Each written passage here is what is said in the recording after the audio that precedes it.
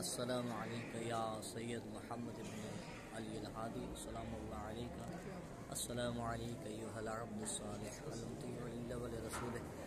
ولامیر المؤمنین السلام علیکم ورحمۃ اللہ وبرکاتہ۔ ہم اس وقت جناب محمد بن امام علی ہادی علیہ السلام کے روضہ اقدس پہ موجود ہیں۔ یہ وہ شخصیت ہیں کہ جو امام علی نقی علیہ السلام کہ جن کا لقب ہے ہادی، یہ ان کے سب سے بڑے بیٹے تھے اور یہ مدینہ میں پیدا ہوئے، اور یہ تقویٰ کے اعتبار سے اتنے صاحب کمال تھے کہ لوگوں کا یہ گمان تھا کہ جو مولا کے چاہنے والے تھے کہ بعد از امام علی ہادی علیہ السلام یہ سید محمد ہی ہمارے امام ہوں گے، اور یہ اتنے صاحب معرفت تھے کہ امام حسن عسکری علیہ السلام کا بھی بہت زیادہ احترام کیا کرتے تھے، اور یہ تقویٰ کے اعتبار سے تقویٰ کے اعلیٰ مراحل پہ یہ فیض تھے۔ اور پھر ان کی شہادت ہوئی اسی مقام پہ جس کو غلط کہا جاتا ہے، اور ان کو یہاں پہ دفن کر دیا گیا، اور ان کے یہ جو قبر مبارک ہے اس سے بہت سی کرامات جو ہیں وہ ظاہر ہوئی، اور یہاں پہ جو چور وغیرہ ہوتے تھے جب بھی لوگ یہاں سے سفر کرتے تھے تو ان کو راستے میں لوٹ لیا کرتے تھے، لیکن جب سید کی یہاں پہ قبر بنی تو اس وقت جو ہے جو درندے تھے وہ ان انسانوں کا دفاع کرتے تھے چوروں سے،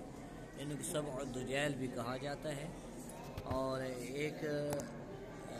شخص ہے عراقی، وہ اس کے بارے میں ملتا ہے کہ وہ بیان کرتا ہے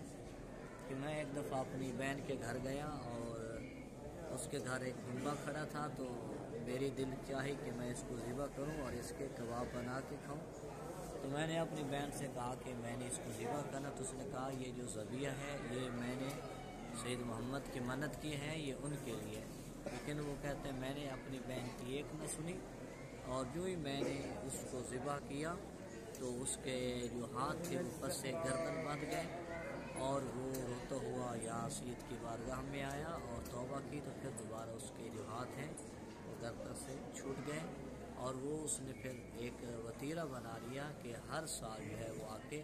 سید کی بارگاہ میں یہ دمبا پیش کرتا تھا۔ اور یہ سید بہت کرامات کے اعتبار سے معروف ہے، خصوصاً جن کی اولاد نہیں ہوتی وہ اگر آ کے یہاں پہ منت مانے اور سید کیا نظر کرے تو اللہ تعالیٰ ان کو اولاد نرینہ عطا فرماتا ہے۔ اللہم صلی علی محمد۔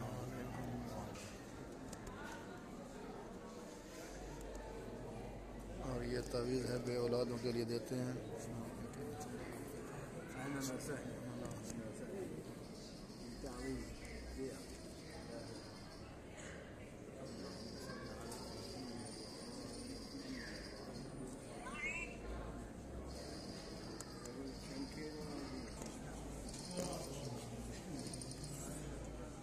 اللهم صل على محمد۔